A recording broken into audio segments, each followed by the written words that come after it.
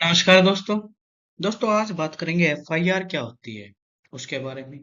कहाँ पे दर्ज होगी, कैसे दर्ज होगी, उसका प्रोसीजर क्या होगा और कौन दर्ज करेगा।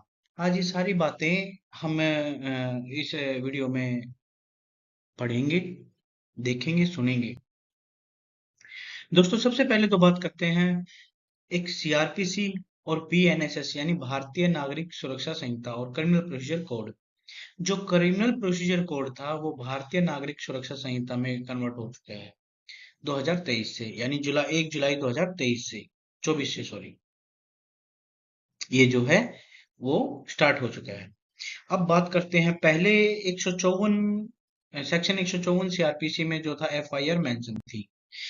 अब जो है दोस्तों, जो एफआईआर है, अब सेक्शन 173 यानी 173 में जो है एफआईआर मेंशन है, सेक्शन चेंज हो गया है। ठीक है।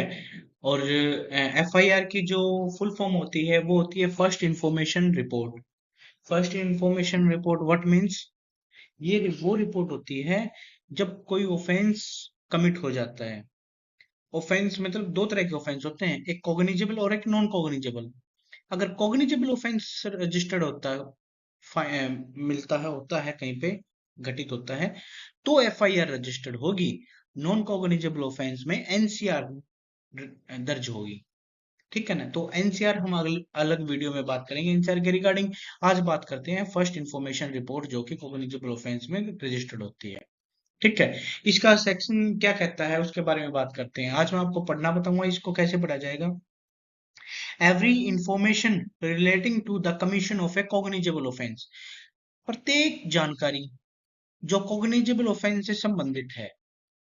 ठीक है, कॉग्निजेबल ऑफेंस से संबंधित है वो एक एफआईआर कहलाती है, यानी फर्स्ट इंफॉर्मेशन रिपोर्ट कहलाती है। एफआईआर वर्ड आपको प्रॉपर नहीं मिलेगा कहीं पे भी। ठीक है। अब बात करते हैं कहां पे दर्ज होगी। इरिस्पेक्टिव ऑफ एरिया, यानी एरिया मैटर नहीं करता। एरिया मैटर नहीं करता, एरिया कौन सा होगा, यानी थाना कौन सा होगा, जरूरी नहीं है। ऑफेंस कहीं पे भी घटित हो जाए, एफआईआर कहीं पे भी दर्ज करवा दें, बशर्ते जब उसकी ट्रायल चलेगी, जो कंसर्न जहां पे ऑफेंस कमिट हुआ है वहां पे वो फाइल जो है, वहां पे जो एफआईआर जो है पहुंच जाएगी और वहीं पे उसकी ट्रायल चलेगी, irrespective of area. Do you understand what I am saying? Irrespective of area. ठीक है। अब बात करते हैं, ये ओरली भी हो सकती है इंफॉर्मेशन और इलेक्ट्रॉनिक कम्युनिकेशन में भी हो सकती है। ठीक है, या तो ओरली हो या इलेक्ट्रॉनिक कम्युनिकेशन में हो। To any officer in charge of the police station.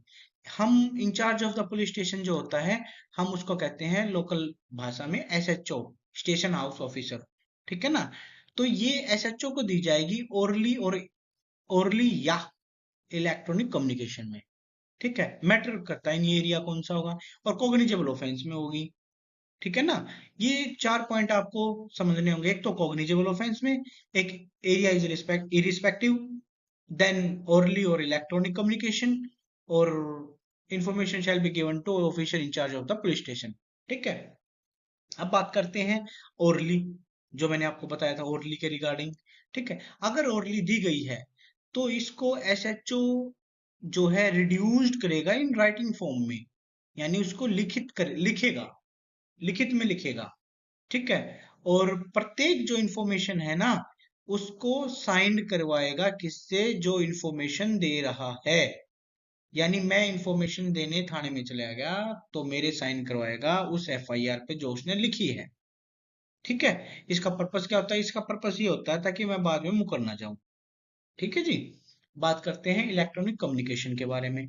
Electronic communication दोस्तों आजकल, ये पहले जो सीआरपीसी में 154 सीआरपीसी थे उसमें मेंशन नहीं था, जो कि अब इसमें मेंशन किया गया है अमेंडमेंट के दौरान, यानी भारतीय नागरिक साक्ष्य भारतीय नागरिक सुरक्षा संहिता में। ठीक है। इलेक्ट्रॉनिक कम्युनिकेशन में तो इसमें एक खासियत और बता दी, जो इसको देगा ना, जो भी इसको देगा उसके 3 दिन के अंदर अंदर एफआईआर के ऊपर उस बंदे के साइन होंगे, यानी इंफॉर्मेंट के साइन होंगे। ठीक है।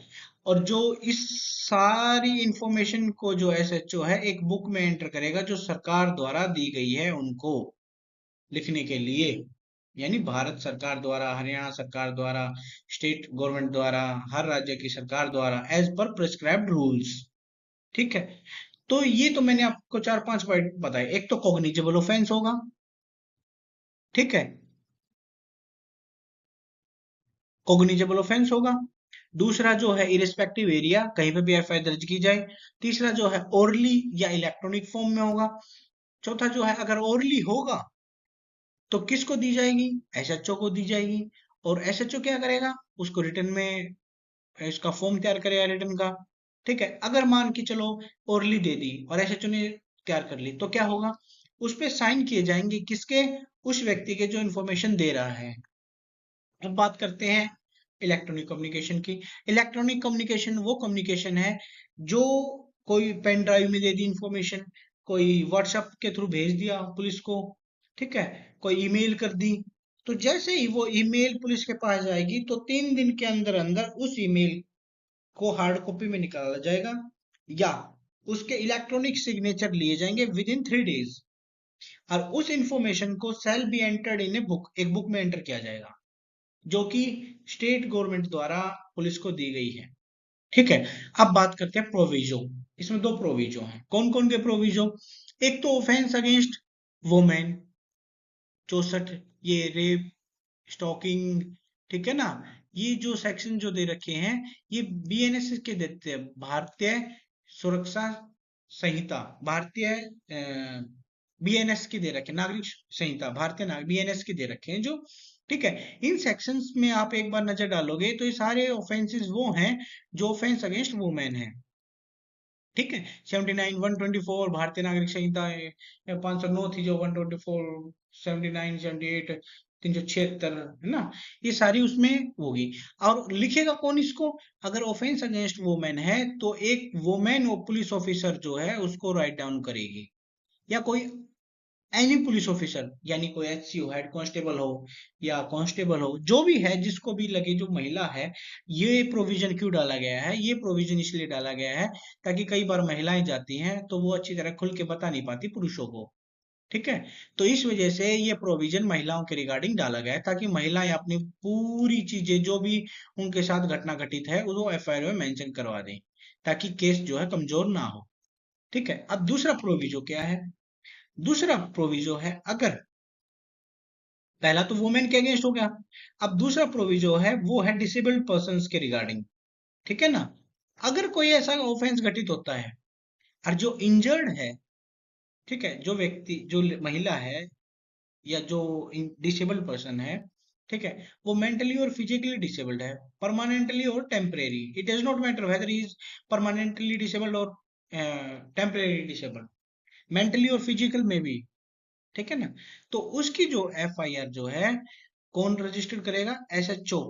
ठीक है, with in the presence of, किसकी प्रेजेंस में, इंटरप्रेटर, जो होते हैं ना इंटरप्रेटर, इंटरप्रेटर मतलब जो उनको अच्छी तरह उनकी भाषा समझ सके, ठीक है, स्पेशल एजुकेटर, ठीक है, जो इशारों की भाषा समझ सके, उनकी प्रेजेंस में किया जाएगा।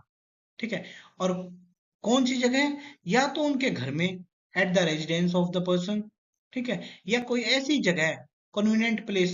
ये कन्वीनियंट प्लेस क्यों डाला गया है पता है आपको, मैं बताता हूँ। ये कन्वीनियंट प्लेस इसलिए डाला गया है क्योंकि कई बार हमारी लोकल जो सोसाइटी है उसमें होता है कि भाई इसके घर पुलिस आई है, यानी उसको एक बुरी नजर से देखते हैं।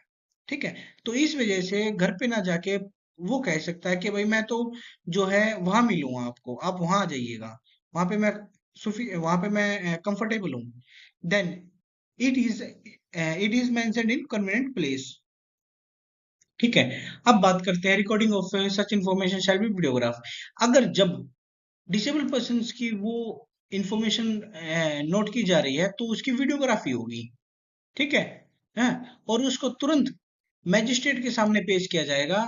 और 164 सीआरपीसी के बयान होते थे पहले, जिनको हम कहते थे बयान, मैजिस्ट्रेट के सामने जो बयान होते हैं अंडर सेक्शन 164 सीआरपीसी। अब वो 164 ना होके सेक्शन 183 यानी 183 ऑफ बीएनएसएस, भारतीय नागरिक सुरक्षा संहिता हो गया है। उतनी जल्दी, जितना जल्दी हो सके उतने जल्दी उनके बयान मैजिस्ट्रेट के सामने करवाए जाएंगे। ठीक है, अब बात करते हैं, चलो सब कुछ हो गया, एफआईआर रजिस्टर्ड होगी, बयान हो गए, अब क्या होगा, अब जो है इंफॉर्मेंट यानी जो इंफॉर्मेशन दे के आया है पुलिस को जो बंदा, उसको एक एफआईआर की कॉपी दी जाएगी। ठीक है, इंफॉर्मेंट को या विक्टिम को, जो भी है। ठीक है, फ्री ऑफ कॉस्ट दी जाएगी, तुरंत जैसे हो जाएगा। ठीक है, अब बात करते हैं, ऐसा ऑफेंस कमिट हो गया जिसमें जो सजा है वो 4 साल की है, यानी 3 साल से ज्यादा और 7 साल से कम। तो इन केसेस में क्या होगा दोस्तों, इन केसेस में in charge of the police station में वर्ड यूज है यहाँ पे, ठीक है ना, है, में जो है, में वर्ड जो है वो यूज है, तो इसमें जो है डिप्टी सुपरिटेंडेंट की परमिशन ली जाएगी, not below the rank of deputy superintendent of police. ठीक है ना, तो ये जो परमिशन है एसएचओ के ऊपर डिपेंड करते हैं, वो इन केसेस में ले सकता है, नहीं भी ले सकता है। ठीक है, अब बात करते हैं, अगर ये सारा काम हो गया तो 14 दिन के अंदर अंदर प्रीमा फेशी प्रीलिमिनरी इंक्वायरी जो होती है वो कंप्लीट की जाएगी with in a period of 14 days में। ठीक है,